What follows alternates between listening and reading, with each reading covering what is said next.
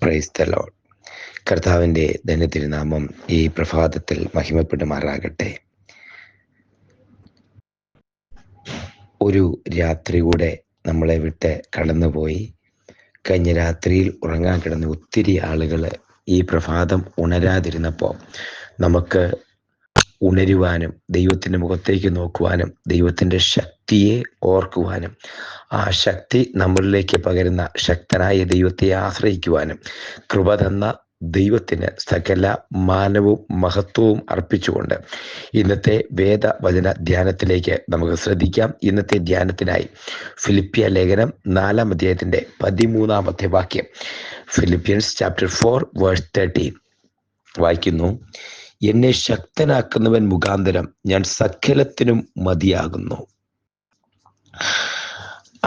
ഫിലിപ്പിയ ലേഖനത്തിൻ്റെ 4 കർത്താവിൽ എപ്പോൾ സന്തോഷിപ്പീൻ എന്ന് പറയുന്ന ഈ ലേഖനത്തിൻ്റെ 4-ാമത്തെ അധ്യായത്തിൽ വീണ്ടും കർത്താവിൽ സന്തോഷിക്കാൻ ഓർപ്പിച്ച് ഈ ദൈവമക്കള് ദൈവസഭയ്ക്ക് കൊടുക്കുന്നതും വരവ് ചെലവ് കാര്യവും പൗലോസിൻ്റെ ആ ബലഹീനതയും ഇല്ലായ്മയും ഉള്ള സമയവും ഒരുപോലെ എടുത്തു പറഞ്ഞിട്ട് ദൈവം ഒരു മനുഷ്യനെ എങ്ങനെ നടത്തുന്നു, എങ്ങനെ ബലപ്പെടുത്തുന്നു എന്ന് കാണിക്കുന്ന സൂചന നൽകുന്ന ഒരു വാക്യശകലമാണ് ഇന്ന് വായിച്ചു കേട്ട എന്നെ ശക്തനാക്കുന്നവൻ മുഖാന്തരം ഞാൻ സകലത്തിനും മതിയായവനാകുന്നു എന്ന് പറഞ്ഞ ആ വചനം. ഇതിനകത്ത് ഈ വചനം വായിച്ചു കേൾക്കുമ്പോൾ, ഈ വചനം കേൾക്കുമ്പോൾ ഇന്ന് ഒരു വസ്തുത ദൈവജനം ചിന്തിക്കണം. കാര്യം ഇത് എന്നെ ശക്തനാക്കുന്നവൻ, അതിന് തൊട്ടു മുകളിലും താഴെയുമായിട്ട് എൻ്റെ ബാക്ക്ഗ്രൗണ്ട് ചിന്തിക്കുമ്പോൾ പൗലോസ് അപ്പോസ്തലൻ പറയുന്ന കാര്യം,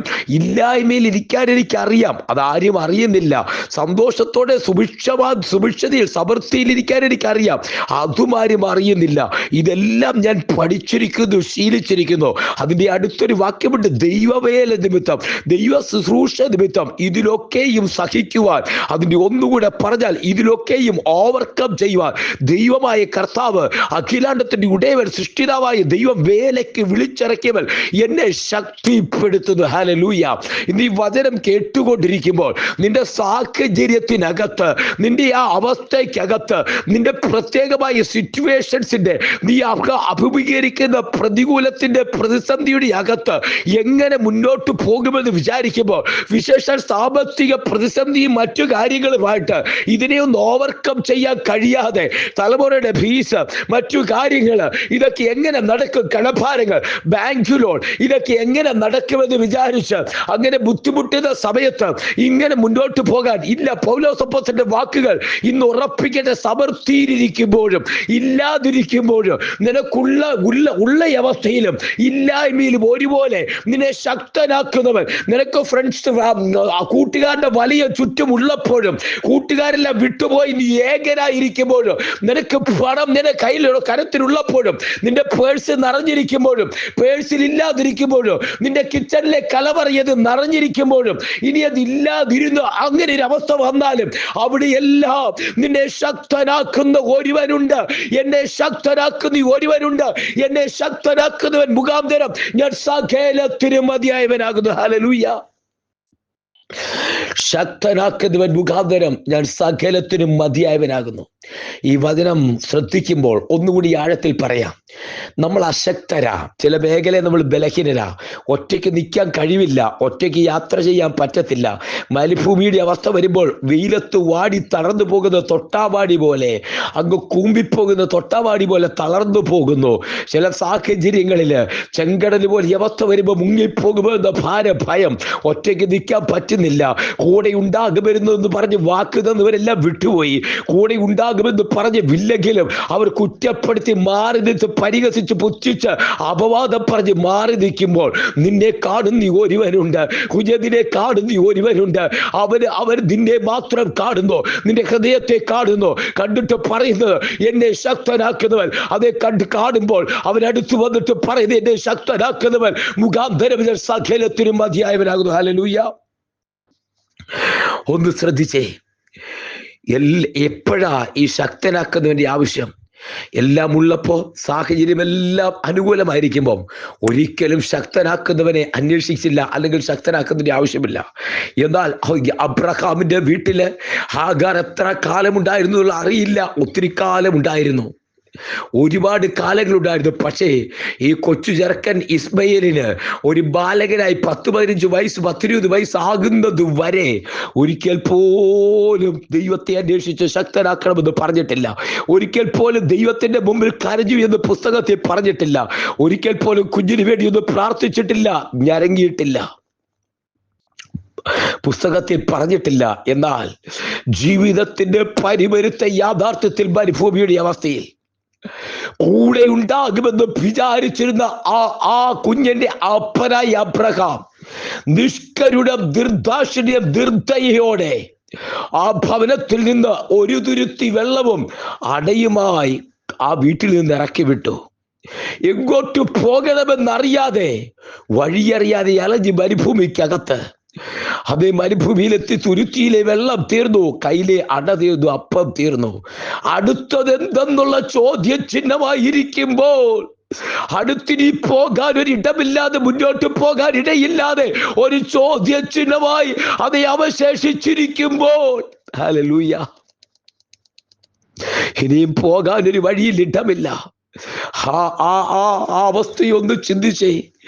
തന്നെ സ്നേഹിക്കുന്ന, താൻ പ്രസവിച്ച അപ്പന് വേണ്ടാത്തൊരു കുഞ്ഞ് തൻ്റെ കയ്യിലിരിക്കുന്നു. അമ്മയ്ക്ക് മാത്രമായി ഒരു കുഞ്ഞ്, അപ്പന് വേണ്ട ഇറക്കി വിട്ടു.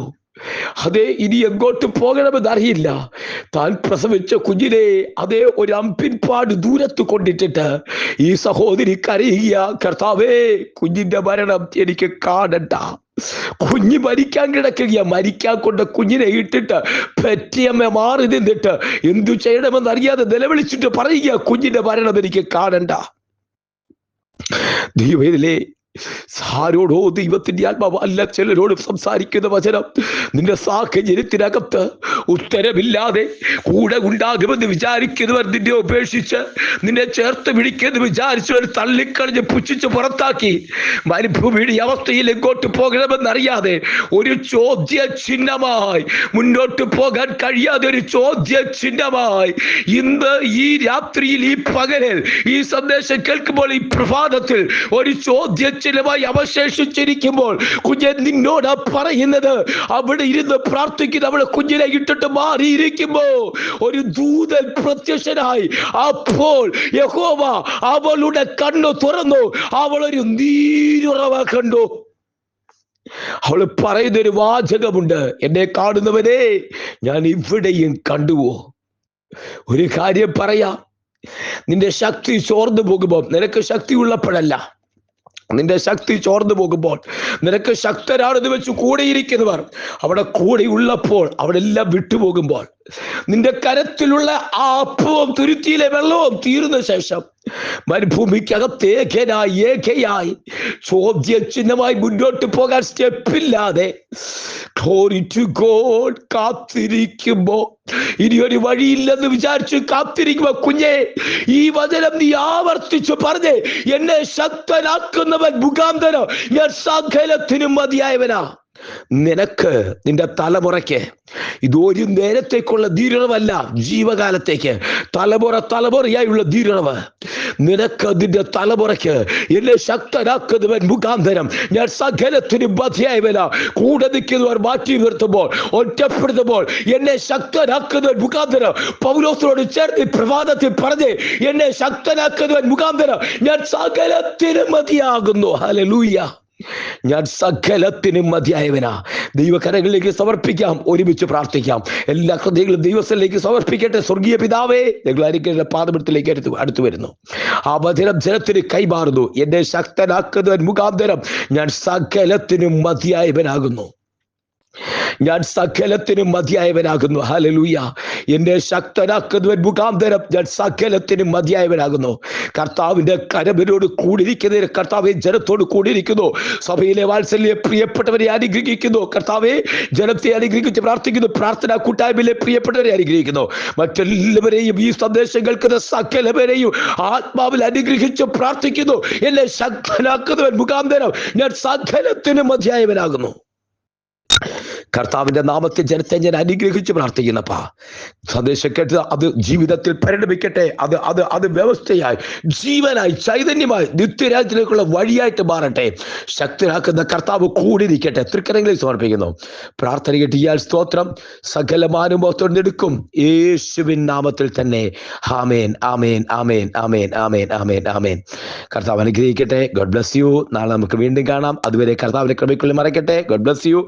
Bless you and work with Jesus. കർത്താവ് അനുഗ്രഹിക്കട്ടെ. Thank you so much.